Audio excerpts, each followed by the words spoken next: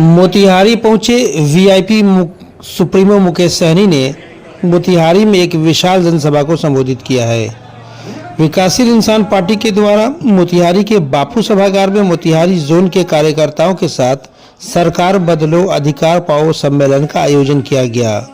सम्मेलन में मोतिहारी जोन के 7 जिले के हजारों कार्यकर्ता शामिल हुए। वहीं कार्यक्रम के अंत में एक तरफ वीआईपी सुप्रीमो मुकेश सहनी सभागार में मौजूद थे तो दूसरी तरफ कार्यकर्ताओं के बीच खाना खाने को लेकर के हड़कंप मच गया। सम्मेलन के बाद कार्यकर्ताओं के लिए मछली चावल का प्रबंध किया गया था, जिसके बाद कार्यकर्ता पत्तल के लिए एक दूसरे से नूरा कुश्ती करते हुए दिखाई दिए। वीडियो में आप साफ देख सकते हैं कि कैसे कार्यकर्ता मछली चावल खाने के लिए आपस में लड़ते झगड़ते दिखाई दे रहे हैं। वहीं कार्यक्रम के दौरान सभा को संबोधित करते हुए जाति जनगणना पर दिए गए बयान को लेकर वीआईपी सुप्रीमो मुकेश सहनी ने चिराग पासवान पर जमकर हमला बोला है। सहनी ने कहा कि मैं उन्हें छोटा भाई मानता हूं, इसलिए सलाह देता हूं कि बीजेपी की गोद में बैठने के बावजूद समाज की चिंता करे। उनके पिता स्वर्गीय रामविलास पासवान इस आरक्षण की लड़ाई को अंतिम सांस तक लड़ते रहे। आज जब सफलता मिली है तो उसका विरोध क्यों? मैं आपके माध्यम से मैं बिहार के नेता स्वर्गीय रामविलास पासवान जी के सुपुत्र चिराग पासवान जी को मैं कहना चाहूंगा।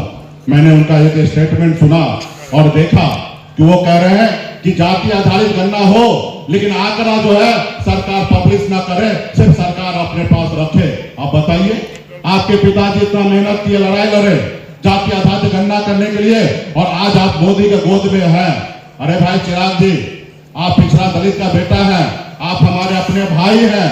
मैं आपसे आग्रह करता हूं कि एक बार तो मोदी जी का हनुमान आप बने थे, लेकिन क्या परिणाम मिला? आपका घर परिवार तोड़ दिया गया, आपको बंगला से बाहर कर दिया गया, आपके पिताजी का प्रतिमा बाहर कर दिया गया। आप भूल गए हैं तो अभी याद कर लीजिए।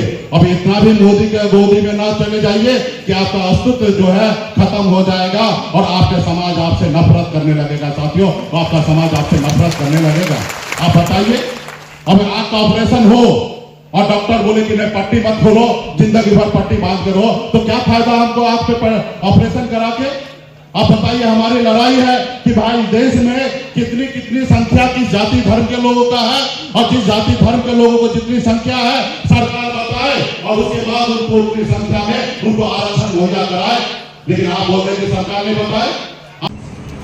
वहीं पहलगाम में हुए आतंकी हमले पर अपनी प्रतिक्रिया देते हुए सहनी ने कहा कि इस हमले में मासूम लोगों की जानें गई हैं, जो गृह मंत्रालय की विफलता का प्रतीक है। गृह मंत्री अमित शाह को नैतिकता की जिम्मेदारी लेते हुए अपने पद से इस्तीफा दे देना चाहिए। देश में जब भी किसी मंत्री की नाकामी सामने आई है, उन्होंने इस्तीफा दिया है। ऐसा कदम दूसरों के लिए भी सीख बनता है। मोतिहारी से अरविंद कुमार की रिपोर्ट। चिराग पासवान जी का मैंने एक इंटरव्यू देखा, जिसमें उन्होंने कहा, मोदी जी से आग्रह किए हैं कि जाति आधारित गणना तो हो, लेकिन इसका आंकड़ा जो है सार्वजनिक ना करे। तो मैं वही चिराग जी को मैं कहना चाहता हूं कि आपके स्वर्गीय पिताजी ने खून पसीना बहाकर बहुत सालों तक लड़ाई लड़ा। आज वो सपना को साकार करने का समय आया है, और आप मोदी जी का एक बार तो हनुमान बने, तो आपका हाल क्या हुआ? आपका घर परिवार सब तोड़वा दिया, आपकी पार्टी तोड़ लिया और आपके बाहर कर दिया, आपके पिताजी को प्रतिमा बाहर कर दिया। फिर से मोदी जी के गोद में इतना मत चले जाइए कि आपका समाज आपको छोड़ दे। आपके पिताजी का संघर्ष का देन है कि आज जाति आधारित गणना हो रहा है, और आप कह रहे हैं कि जाति आधारित गणना हो, लेकिन सरकार का आंकड़ा सरकार के पास हो।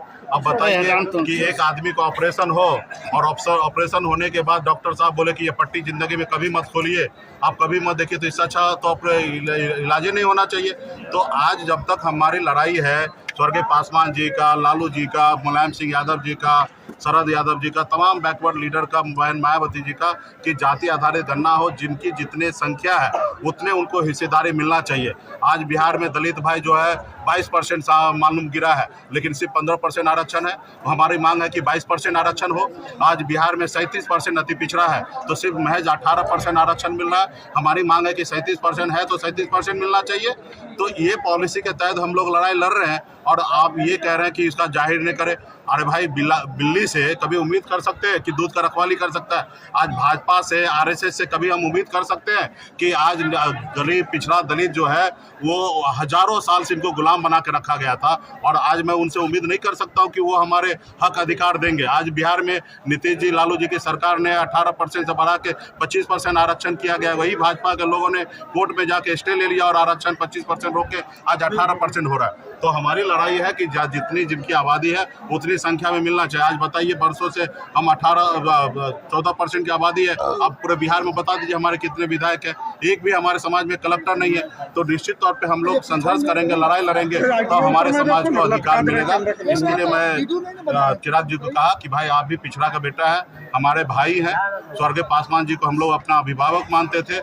हम चाहेंगे कि आप भी राजनीति कीजिए, अच्छी तरीके से राजनीति कीजिए, ऐसी राजनीति कीजिए जिस राजनीति में आपके समाज आपको हीरो माने, नेता माने। आप ऐसे स्टेटमेंट ना दीजिए जिससे आपका समाज आपको पहलगाम में जो हमला हुआ है। लेकिन बिहार के जितने भी समाज के लोग हैं वो जागरूक हो चुका है। अभी अपना इस बार वोट कोई खराब नहीं करने वाला। 2 धारा की लड़ाई होगा, उसमें 2 धारा में एक होंगे कि महागठबंधन को जिताने के लिए खून पसीना बहाने का काम करेंगे, और एक होगा कि जो सरकार में उनको जिताने का काम करेंगे। लेकिन वो आज सरकार में जो लोग हैं उनका भी कार्यकर्ता मान रहा है कि अभी हमें किसी भी हालत में हमारी सरकार लौट के नहीं आना है। महागठबंधन कितने सीटों पे चुनाव लड़ेंगे और क्या आएगा तो आप लोग को बताएंगे।